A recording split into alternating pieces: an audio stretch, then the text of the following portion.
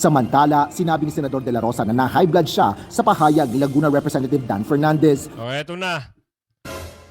Sino ba naman hindi mabubuwisit itong nagmamagaling-magalingan di umano ay may pahapyaw patungkol dito kay Senator Bato. Kaya nga, kayo i-analyze nyo kung yung mga binibitawang salita ba nito ay maganda. Ito ay matapos anyang idawit ng congressman ang kanyang anak sa mga usapin ng pagdinig ng House Quadruple Committee o Quadcom. Given the chance lang, pag makita kami personally, I will talk to him. Pag makita kami personally, I will talk to him. Nasubra ka na. Sobra na yung ginagawa mo. That's too personal. May anak ka rin. May anak ka rin at masasaktan ka rin kapag ang anak mo dinama. You can hit me anywhere, anytime, any place, any issue. You can hit me. But please spare my son. Wala po ako sinabing babysitter. Yung mga pulis na nagbe-babysit sa kanyang anak. Siya nagsabi niyan. And I don't want to demean the position of those PNP officers that are being assigned, to a certain personality. Wala ako sinasabing nagbe-babysit. Yung Christine, nalubog ang mga taniman, maraming nasirang mga ari-arian at mga nawalang buhay. Sa tindi ng iniwang pinsala ng bagyo, ang tanong ngayon, saan napunta ang pondo ng gobyerno para maiwasan ang pagbaha sa Bicol Region? Yan ang gustong malaman ni Senator Joel Villanueva. Ayon sa senador, nasa 61 billion pesos ang ibinigay na pondo sa Bicol Region para sa flood control program. Taliwas sa kumakalat umanong 9 bilyong piso lang ang inilaang budget dito ng pamahalaan. Hindi po totoo yun kasi in 2023, sa DPWH alone, 29.4 billion ang budget. Wow! This year, for Bicol Region 2024, ang budget for flood control ng DPWH ay 31.9 billion. Wow! So 2023 and 2024, meron kang 61.42 billion na budget for flood control in Bicol Region alone. So Naman kay Senate President Chis Escudero, kailangang may mapanagot sa nangyaring pagbaha sa rehiyon. Tama. Inaasahan niya raw na pag-uusapan ito sa November 4 sa budget deliberation ng mga kaukulang ahensya gaya ng DPWH, DNR, DILG, DSWD at DND. Pinalaga naman niya ni Ako Bicol Party List Representative Zaldico. Wala raw katotohanan ng umano'y bilyon-bilyong pisong flood control budget para sa Kabikulan. Yes. Magandang hapon muli sa inyo mga kasama. Andito naman si Kuya Gus, nagbabalik. At kung hindi ka pa nakasubscribe sa ating channel, pasubscribe na lang po at hit mo na rin yung bell para updated ka naman sa ating mga nilalabas na video. Alright, isang like, isang share, all good sa po tayo dyan. Pero bago ang lahat, pasalamat muna tayo, ha? Doon sa... umabot na po ng 50,000 new subscribers at sa mga datihan na walang sawang sumusubaybay, maraming salamat po. At siyempre, imbitahan ko kayo, mag-join kayo sa ating community, may join button dyan. Mag-join na lang kayo sa mga gusto magpa-member at para lagi kayong una sa ating talakayan. Ha? Eto, ngayon pag-isip na naman tayo Ang tanong dito, saan napunta ang pondo? Bakit binaha? Ang tanong din yan sa dulo ng video, kaya abangan nyo kung ano yung sinabi rito. May nagsabi, bakit daw walang ginagawa ang BP? Nasaan daw ang BP? Hindi lang ho maingay. Hindi ho mahilig sa tarpaulin ng BP. Hindi mahilig sa video. Pero kumikilos at gumagalaw. Yan ay isang patunay. May papakita ko sa inyo. Grabe, no? Itong mga, alam niyo yung mga tao ni Kuting, di umano. Yung mahilig magpagawa ng kwento, o mahilig mag-imbento ng istorya, lalong-lalo na yung mga pangit ng bunganga dyan, yung mga bantot ng bunganga dyan, na lagi na lang sinisiraan ang BP. So, mabalik tayo. Senado. Nagbanta na ang Senado, Kuting! Yung mga binigyan ng pondo. Lalong-lalo na sa Bicol. Eto na. It's time to shine. Kayo naman. Kayo naman ang uusisagin. Ano mo tawag doon? Uisisain? Tama ba? Bigyan natin ng isang pahapyaw ito. Mula ito sa isang balita. News everywhere. Salamat po sa pagpapahayag ng magandang balita patungkol dito. Eto na. Senado usain kung saan napunta ang 61 billion na pondo para sa flood control project sa Bicol. Ay, aba. Kilala nyo ba kung sino? Ayan na. magkakabistuhan na. Ay, baka naman talagang walang project. Sinabi lang na meron. Yan ang tanong. Pasok mo. Wait. Masyado ka nagmamadali. Ipakita natin. Pasukin natin. Usain. Para naman na, syempre, kitang-kita ng ating mga kasama dyan. Ipasok mo ate, ano ba meron dyan? Sa gitna ng matinding pagbaha sa Bicol Region, gustong malaman ng ilang senador kung saan napunta ang umano'y bilyon-bilyong pisong pondong inilaan para sa flood control projects. Narito ang aking report. Mabilis na tumaas ang baha sa malaking bahagi ng Bicol Region dulot ng Bagyong Christine. Nalubog ang mga taniman, maraming nasirang mga ari-arian at mga nawalang buhay. Sa tindi ng iniwang pinsala ng bagyo, ang tanong ngayon, saan napunta ang pondo ng gobyerno para maiwasan ang pagbaha sa Bicol Region? Yan ang gustong malaman ni Senator Joel Villanueva. Ayon sa senador, nasa 61 billion pesos ang ibinigay na pondo sa Bicol Region para sa flood control program. Taliwas sa kumakalat umanong 9 na bilyong piso lang ang inilaang budget dito ng pamahalaan. Hindi po totoo yun kasi in 2023 sa DPWH alone 29.4 billion ang budget. Wow! This year for Bicol Region 2024 ang budget for flood control ng DPWH ay 31.9 billion. Wow! So 2023 and 2024 meron kang 61.42 billion na budget for flood control in Bicol Region alone. So ito dapat tingnan nating mabuti sa budget deliberation kung saan talaga napupunta to, may impact ba. Very concerning yung na hindi lang, I mean all parts of the country are now affected, no? Parang makikita natin doon klarong-klaro na hindi na po uubre yung mga band-aid solutions. Yeah. Pinalaga naman niya ni Ako Bicol Party List Representative Zaldico. Wala raw katotohanan ng umano'y bilyon-bilyong pisong flood control budget para sa Kabikulan. Katunayan, isa raw ang Bicol Region sa may pinakamaliit na pondo. Teka lang ha. Ano sabi mo kuya? Walang pondo? Haba, sino nagsasabi ng totoo sa inyo? Nakakalito na. Oo. Ay, sorry ha. Etong sitwasyon na ito, ngayon itinatanggi na. Ibig sabihin, inilalaglag mo na ang gobyerno.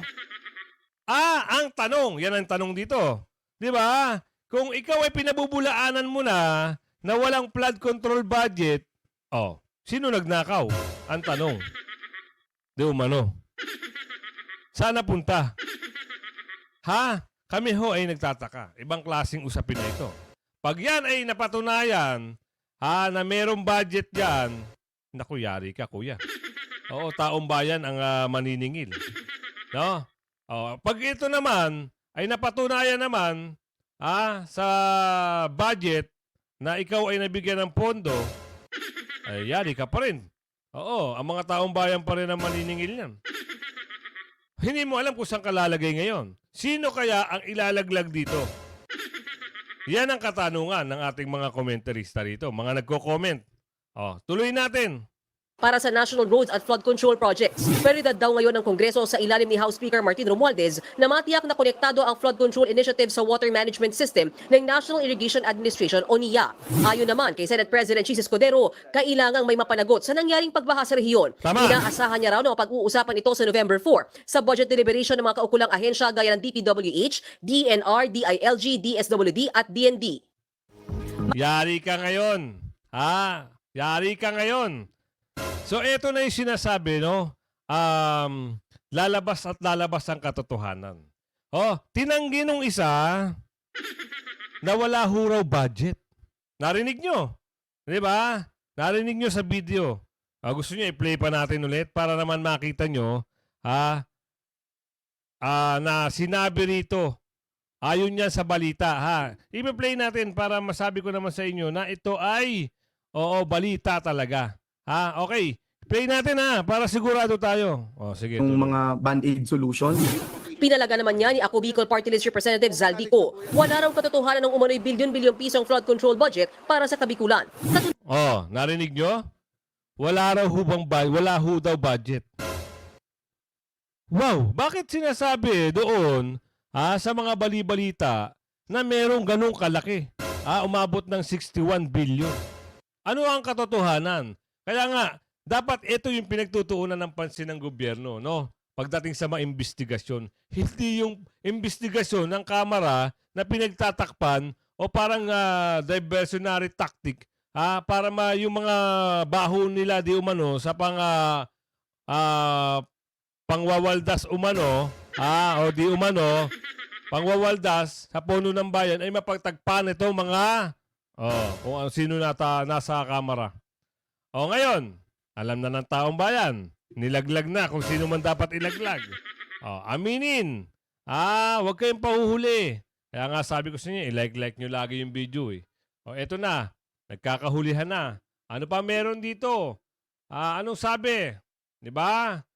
Ang tutusin, sa pagbalik ng November 4, ang usapin sa Senado ay itong pondo na.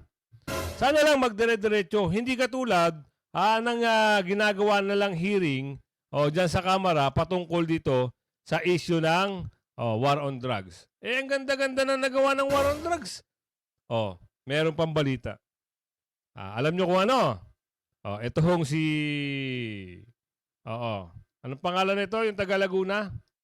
Meron siyang meron siyang... yung taga Laguna nga, oo. Naku, wala na ata. Pero tignan natin ha. Tignan natin yung taga Laguna kung ano yung masasabi rito. Ikaw nga, taga Laguna. Ikaw. Oo. Sige, papasok natin yung video na yan. Pasok natin ha.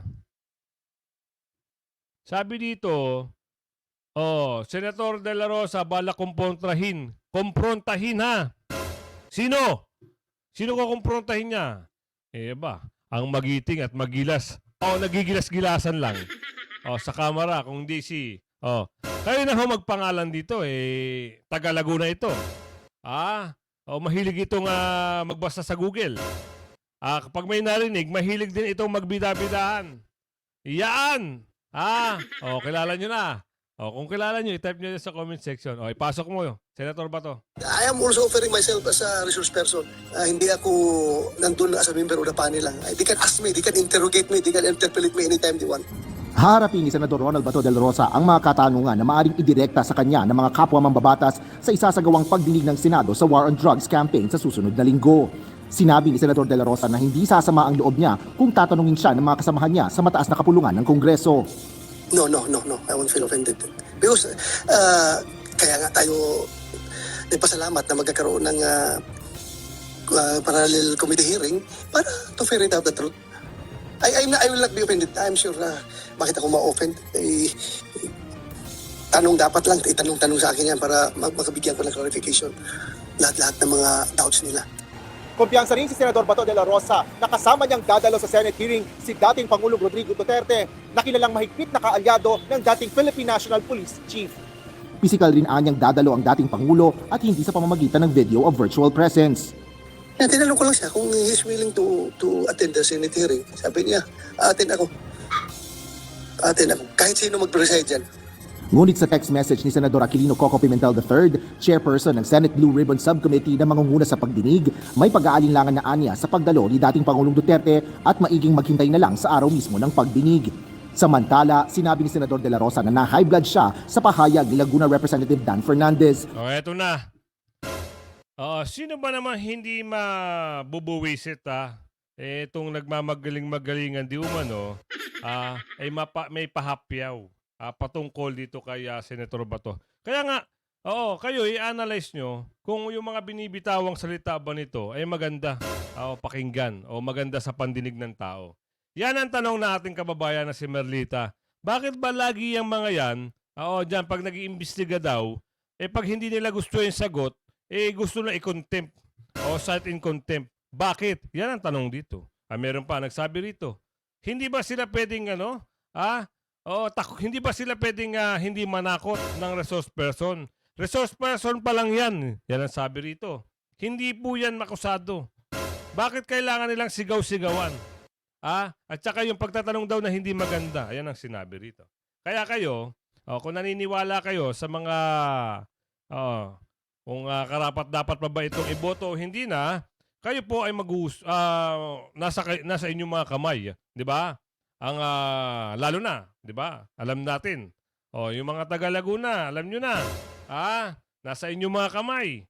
Malapit na. Pagdating ng O next month, November na. Isang linggo na lang, November na. December, January, February, 3 months. Umpisa ng kampanyahan. O pagdating ng February, March, March, April, May, bali 5 buwan na lang kung iisipin nyo ha. Bali 5 buwan na lang kung tutusin. Tapos na po ang karir ng mga butiki na naging buaya. Baka hindi na po manalo di umano. Yan ang sinabi rito ni Ate Merly. Ano pa meron dyan? Pwede mo ba ipasok? Ituloy mo pa. Ito ay matapos anyang idawit ng congressman ang kanyang anak sa mga usapin ng pagdinig ng House Quadruple Committee o Quadcom. Given the chance lang, pag makita kami personally, I will talk to him. Pag makita kami personally, I will talk to him. Nasubra ka na. Sobra na yung ginagawa mo. That's too personal. May anak ka rin. May anak ka rin at masasaktan ka rin kapag ang anak mo dinama. You can hit me anywhere, anytime, any place, any issue. You can hit me. But please spare my son. Spare my family. Nilinaw Ito, nagsalita na si Senator Bato, ha. Woo! Imagine niyo no? Halimbawa lang po na magkaharap. Ano kaya ang boses nito na... Ito nga, yung nagmamagaling-magalingan sa kamera. Ano kaya ang reaksyon ng mukha nito pag nakita nila to si Senator Bato in personal, ha? Kayo, imagine niyo sa laki ng katawan ni Senator Bato, baka hindi na makapagsalita, ha? Kahit hi na nga lang, baka hindi na. So yun lang kasi biruin nyo sabi sa video sabi sa balita, yun nga, yung pati anak, nadadamay. Sino ba naman may kagustuhan na idamay ang kanyang anak? Kung siya na lang, huwag mo na idadamay, di umano yung anak. Tuloy. naman ni Congressman Fernandez ang sinabi nito na taliwas anya sa pagkakaunawa ni Senador De La Rosa. Kaya na naman tayo kasi ang problema, yung mga komento, suggestion, o pagtatanong, isipin muna kung ano yung ipapahawatig. Kasi marami po, ang mga tao, maraming tao, ang iba't iba ang pananaw. Pag halimbawa kayo ay nagbigay ng opinion, suggestion, o totoong impormasyon, maraming ganyan tao. Iba-iba ang definition sa kanila. So, kung sa'yo ay parang hindi lang at wala lang, siyempre sa ibang tao, may reaction yun. Kaya nga nag-react si General Bato o si Senador Bato. Dahil hindi niya nagustuhan kung ano yung opinion, suggestion o personal issue mo para sa kanya. Yun lang, napakadaling liwanagin, napakadaling isipin, napakadaling i-analyze. Yan. Sa susunod kasi, wag masyadong banat ng banat, no? Google din. Sabi nga ng iba. Google din pag may time. Tuloy.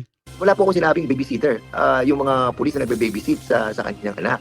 Siya nagsabi niyan. And I don't want to demean the position of those PNP officers that are being assigned, to a certain personality. Wala akong sinasabi nagbe-babysit. And coming from an official like him, na sabihin niya hindi binababysit yung kanyang anak, is somehow demeaning to the men in uniform. Kaugnay nito, may paalala rin ng Laguna Solon sa senador. And be careful because you are the highest PNP official during that time, and saying that hindi niya kailangan ng... Ayan ka na naman. Nagsalita ka na naman. Diba? Hayaan mo na lang. Eto payo ko lang naman sa'yo. Bilang mamamayang Pilipino, alam ko naman magaling ka. Sabi nila, di umano, sabi ng kasama mo, na nakapag-aral ka rin. Di umano. So ngayon, hayaan mo na lang, kung ipapatawag mo, hayaan mo na lang siya doon magsalita. Wag na kayong magpadalas ng press con at magsasabi pa kayo ng ibang pananalita. No? Na alam nyo namang hindi papabor doon sa tao at papabor sa inyo. Doon nagkakaroon ng misinterpretation. Ano ba, tama ba ako sinasabi ko? Doon nagkakaroon ng misunderstanding, misleading, sa pag-uunawa ng ibang tao.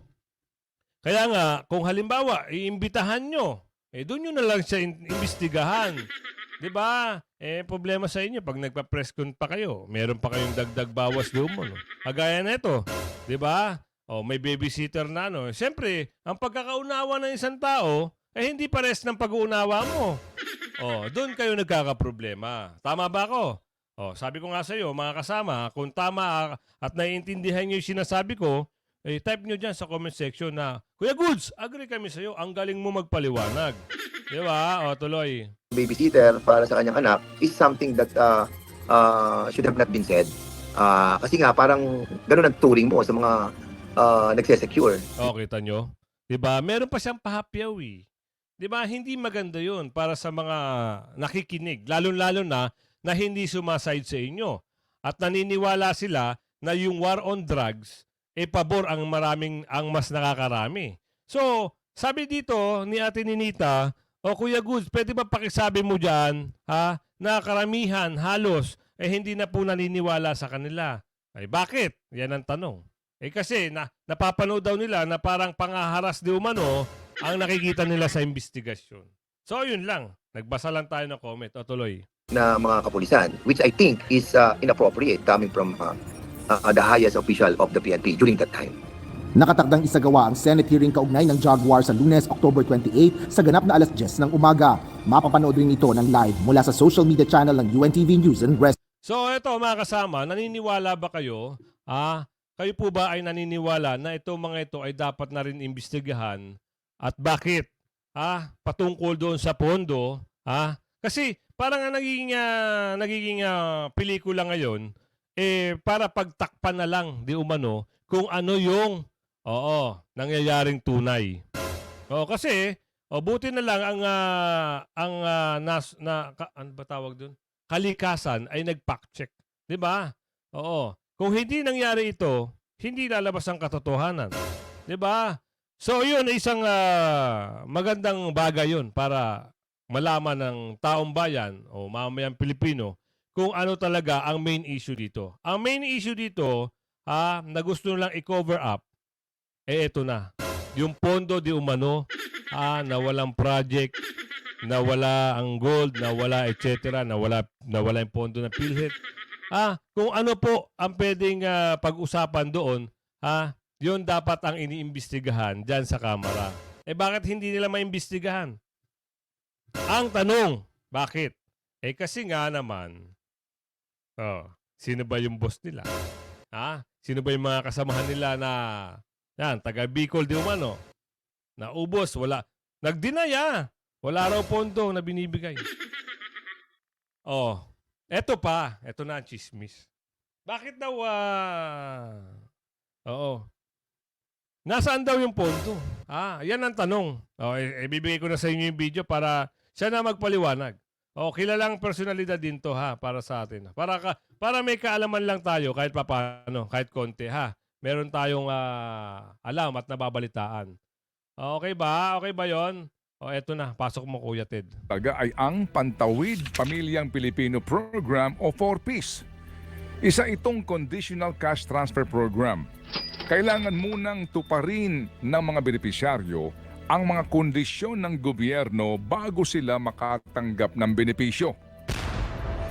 Ang isang pamilyang mayroong 3 anak na nag-aaral ay maaaring tumanggap ng buwanang subsidiya ng higit sa 3,000 piso. Ngayong taon, 106.3 billion pesos ang Dami. nakalaang pondo para dito. Imagine mga kasama. Pantawid Pamilyang Pilipino Program o kinatawag nilang 4PS. So, 2024 budget is 106 billion pesos. Ang tanong, magkano ang nakukuha ng bawat isa rito? Sige, imagine. Diba? Dito siguro napupunta ang ito na. Lumalabas ang katotohanan. Tuloy mo, Kuya. Ayon sa DSWD, sa kasalukuyan ay mayroong 4.4 milyong pamilyang Pilipino ang bahagi ng programa. Subalit, libu-libong pamilyang Pilipino po ang nasa waitlist o Ayan. naghihintay Ayan na. na makapasok sa programa. Sila ay waitlisted dahil sa kakulangan ng pondo. Aray. Aray! Di ba? Ito na. Lumalabas na unti-unti. Bakit nasa waitlisted? Walang pondo. pero na-budgetan ng 100 something billion. Sana punta! Tuloy. Pero sa halip na paglaanan po ng Kongreso ng karagdagang pera ang 4Ps na siyang tumutulong sa mga natukoy ng poorest of the poor, binawasan ang orihinal na budget para dito. At nag-imbento ang Kamara de Representante Hala! ng isang programa para raw sa mga mahihirap na ang tawag nila ay Ayuda sa Kapos ang Kita Program o AKAP. Ito'y tulong pinansyal para sa mga kumikita lamang ng minimum wage o mas mababa pa dito na umano'y apektado nga ng inflation. Ang AKAP na ito ay wala sa panukalang budget na inihain mismo ng DSWD. Yan ha.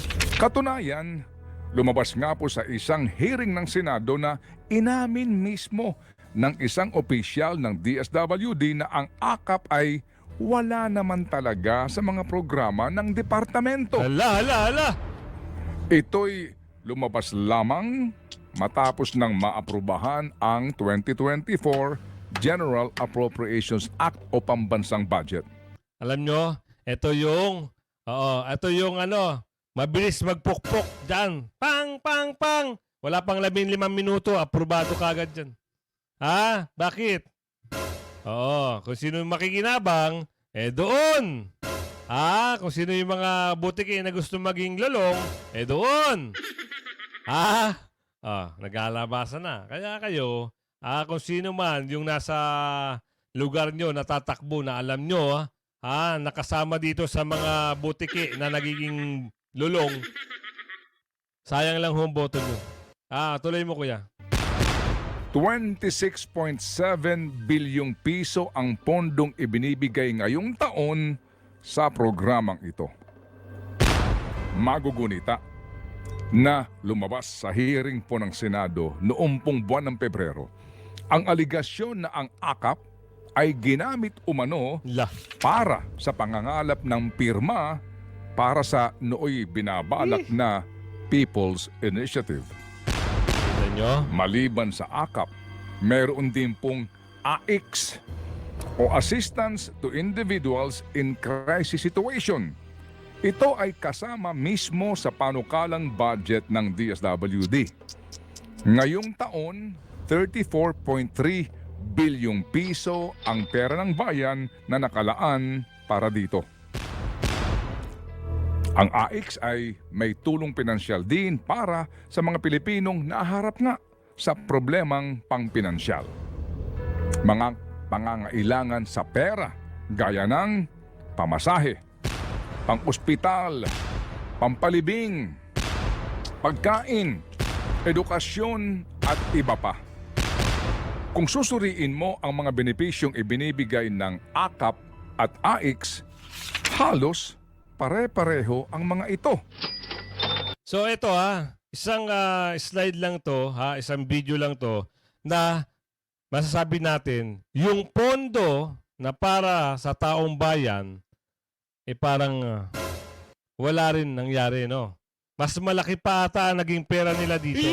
Oo, kaya nga nangyari, doon sa unang slide natin, dinideny na, wala naman palang pondo. Ang flood control. Saan napunta ang pera? Ito na naman. Diba? Yan ang katotohanan. So, may bibigay ko na kayo dito naman sa isang slide natin na kung saan ang BP ay pinagbibintangan nila na nasaan daw. Hindi lang humaingay ang BP. Hindi lang siya ma-showbiz na tao. Tahimik na tao lang ang BP. Pero gumagawa at nagtatrabaho. Kita nyo naman yan, Ayan wala hong placard ang BP, walang placard. Saan yan? In Legazpi City, Albay. Kailan yan? October 23, 2024. Kasagsagan ng ulan, pagbaha. 'Di ba? Ayan may date. Kita nyo ba? Oh, sabi dito, solid. Kahit ayaw bigyan ng pondo, tuloy pa din sa trabaho. Yan ang tunay na public servant. Totoo naman. Di ba? Kahit ayaw bigyan ng pondo ng mga buhaya, tuloy pa rin sa pagtatrabaho ang BP. Oh, sagsagan, may feeding pa. Oh, di ba? Albay, Provincial Safety Emergency Management. Ando na po. Oh, pakita naman natin yung mga iba. Preparation. Preparation hearing pa lang yan. Oo. Saan yan? Kung nakikita niyo yung picture na yan o yung video, hearing pa lang yan ng ng Kibuloy. Pero yan preparation na. Diba? Oh.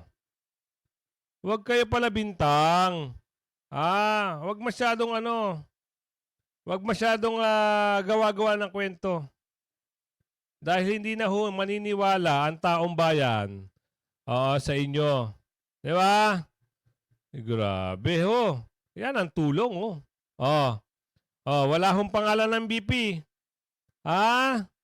Walang pangalan ng BP, hindi katulad ng iba. Office of the Vice President, Relief Operation. Yun lang, sapat na. Dun pa lang okay na. Ayan Kailan yan? Kahapon, alas 11:50 ng umaga. Diba? Yan kagaling. Ganyan kagaling ang BP. Hindi yung gawa-gawa kwento. Ito pa. Ayan Diba? Wala hong muka ng BP, walang pangalan. Yee! Nakakatuwa, di ba? Salamat po. Salamat po, Vice President. Pakinggan natin to.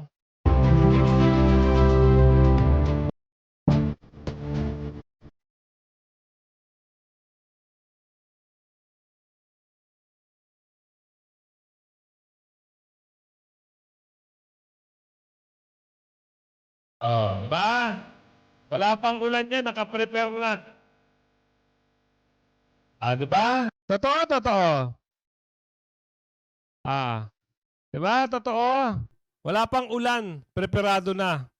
Kaya naman sa gumagawa ng kwento, ito may papakita pa ako sa inyo. Napakaraming rin to, napakaraming mga ito.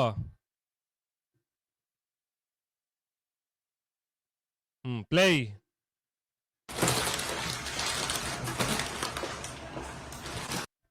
Ay, sorry. Ayan Diba?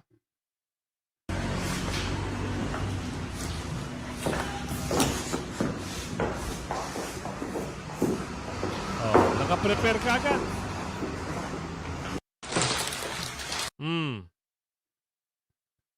Huwag kayo gagawa kwento Walang gawa-gawa ng kwento. Kaya nga sabi ko nga sa inyo lagi, huwag kayong magsisinungaling na sisiraan ng BP. Ang patunay niyan, mga taong bayan na sa Bicol, magsasabi sa inyo. Yan salamat po Lagi nyo share yung video, like. Kung hindi ka pa nakasubscribe, mag-subscribe ka na. Huwag kang pahuli sa mga balita.